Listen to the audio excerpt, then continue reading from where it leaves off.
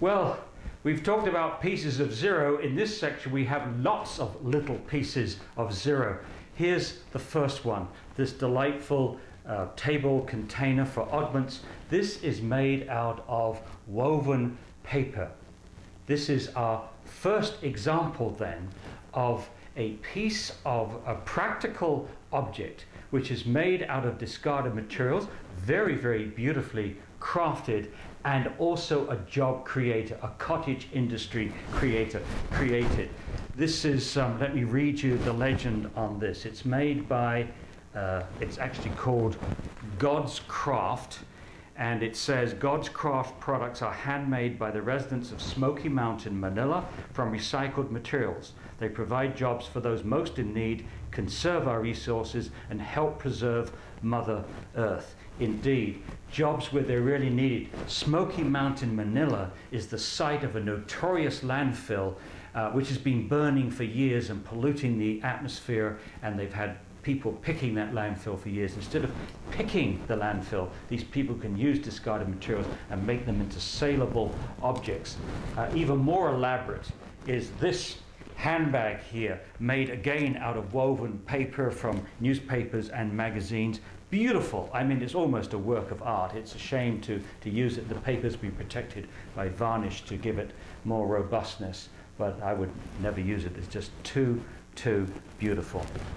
And also, out of paper again, are these necklaces. These necklaces from a distance, they look like ceramic pieces or stone or something like that. They're actually from compressed paper wedges, and very colorful, very creative, and again, earning somebody some work.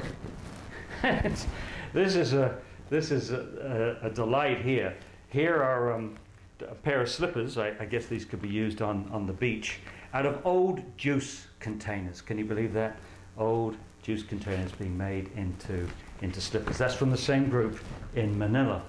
Moving over to India, we have this delightful wallet made out of handcrafted paper, jute, and offcuts from the clothing industry.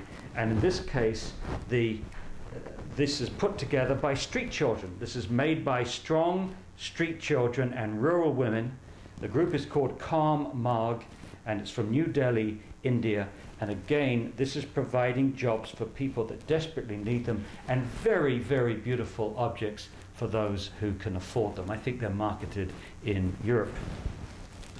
Also in India, from the tourist area of Kovalam in the state of Kerala, they've had a problem with plastic bags being thrown all over the place, upsetting the tourists.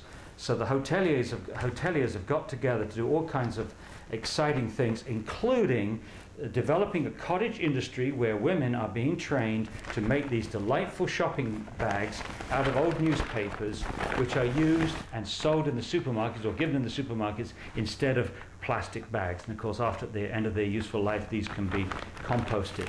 So that's a very exciting development too. And that's called Zero Waste Center in Kovalam. Also in India, also in Kovalam, they make these lovely jugs and all kinds of drinking and eating utensils out of old coconut shells. It's amazing how much use people can get out of the coconut. Of course, you can drink the milk, you can eat the flesh. The matting is used for mats and things like that. And here the shell is being made for very, very robust utensils. And over in Vietnam, we have another cottage industry which is converting beer cans and soda cans into these lovely toys or ornaments. This, of course, made out of old Heineken cans, this out of Coca-Cola cans, a jet fighter, and a scooter. Absolutely magnificent, intricate work here.